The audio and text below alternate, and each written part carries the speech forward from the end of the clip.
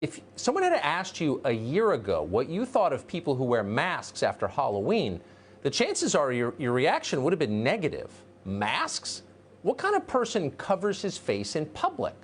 Well, let's see, armed robbers do that. So do Klansmen and radical Wahhabists. The rest of us don't do that. In fact, until recently, wearing a mask in public was illegal in many places. The assumption was if you're hiding who you are, you're up to something bad. It made people nervous. By our nature, we want to see each other. We need to see each other. Looking at another person's face is the beginning of connection.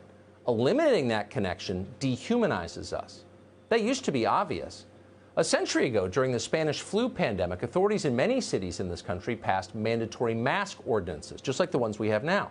Many Americans accepted them, but many others did not accept them. In California, citizens rebelled. In January of 1919, 5,000 members of the newly formed Anti-Mask League of San Francisco gathered to call for the mayor's resignation if he didn't repeal his mask order. 5 days later, the mayor complied. Science vindicated that decision in the end. A year later, a study found that compulsory mask use likely had no effect on curbing the Spanish flu. We live in a very different time. American society, of course, is far less cohesive than it was 100 years ago, and Americans seem far more passive than they did. Those who disagree with the prevailing orthodoxy have less power than they've ever had.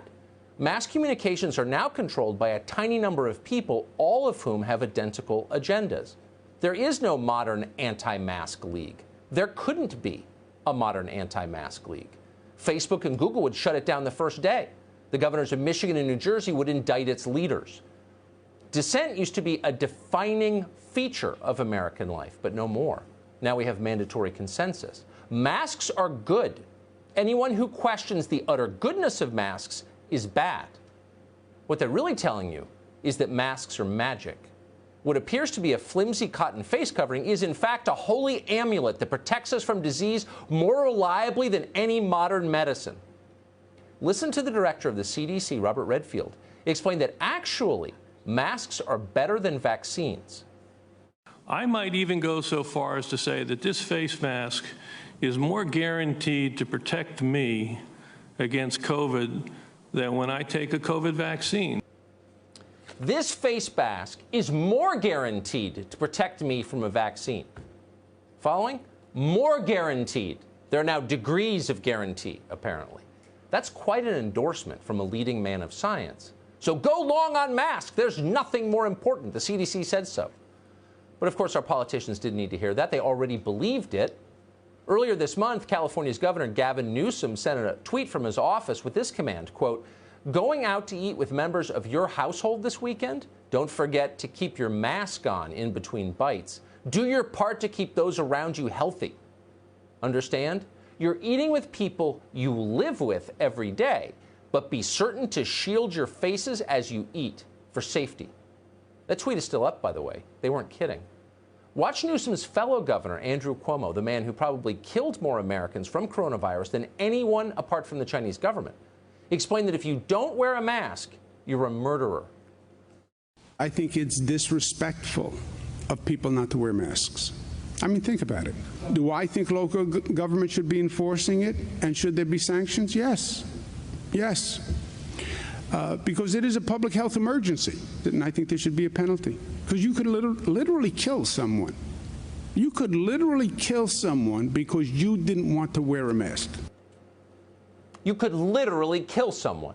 Literally, he said it twice. You selfishly wanted to breathe fresh air and conduct a human conversation. You are John Wayne Gacy. In Nashville, one city councilwoman suggested that citizens who don't wear masks could be charged with attempted murder.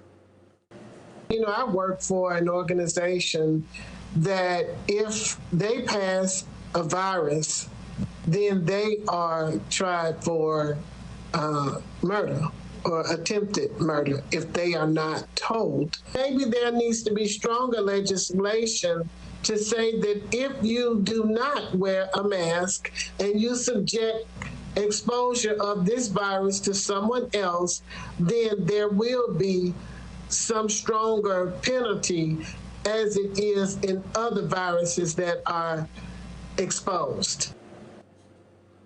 So you thought you were smiling at someone you love. In fact, you were pulling the trigger. See you in jail, miscreant.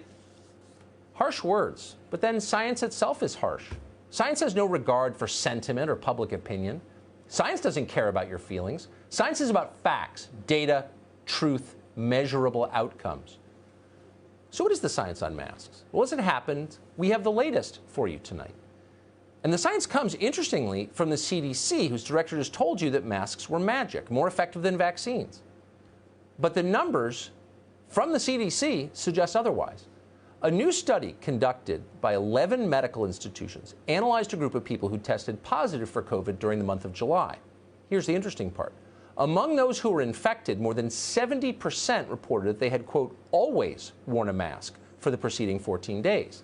Another 14.4% said they had, quote, often worn a mask. In other words, almost everyone, 85%, who got the coronavirus in July was wearing a mask, and they were infected anyway. So clearly this doesn't work the way they tell us it works. Clearly someone's been lying to us, many people actually. How did this happen? Well, the short answer is we're not sure how so many people got the coronavirus while wearing masks. But there are clues that our leaders appear to be ignoring. Here's one. According to a study published in April by researchers at several medical institutions, including the Cleveland Clinic, surgical masks are actually ineffective at stopping the inhalation of small airborne particles. Instead, the researchers found that surgical masks, which almost everyone is using to protect themselves from the coronavirus and not murder other people, are actually only useful from protecting users from, quote, large droplets and sprays. That's not how the coronavirus spreads. According to a letter signed by several researchers earlier this month in Science magazine, the biggest threat from the coronavirus, quote, by far, is when it's contained in small particles that can easily bypass face masks in aerosol form. Droplets quickly fall to the ground, but aerosol lingers. The researchers wrote that the tiny particles can remain in the air, quote, for many seconds to hours like smoke and be inhaled. The particles are, quote, highly concentrated near an infected person, but aerosols containing infectious viruses can also travel more than 6 feet and accumulate in poorly ventilated indoor air, leading to superspreading events. So if you've been wearing a mask at the table in between bites, this might come as a surprise to you. It's not what they told you. You should also know that consensus changes. They never admit it, but it does. Science changes as we learn more. It was only a few weeks ago that the same people yelling at you now for not wearing a mask were scolding you for considering buying a mask. February 29th, Jerome Adams, he's the U.S. Surgeon General, tweeted this, quote, seriously, people, stop buying masks. They are not effective in preventing the general public from catching the coronavirus. Now, at one point, we mocked him for saying that because that seemed absurd to us. If masks aren't effective, then why do surgeons wear them? But it turns out maybe he was onto something. On March 8th, Anthony Fauci told us, once again, masks are pointless. Right now in the United States, people should not be walking around with masks. You're sure of it? Because people are listening really closely to this. Right now, people should not be walking. There's no reason to be walking around with a mask. When you're in the middle of an outbreak, wearing a mask might make people feel a little bit better, and it might even block a droplet, but it's not providing the perfect protection that people think that it is. These people are so awful.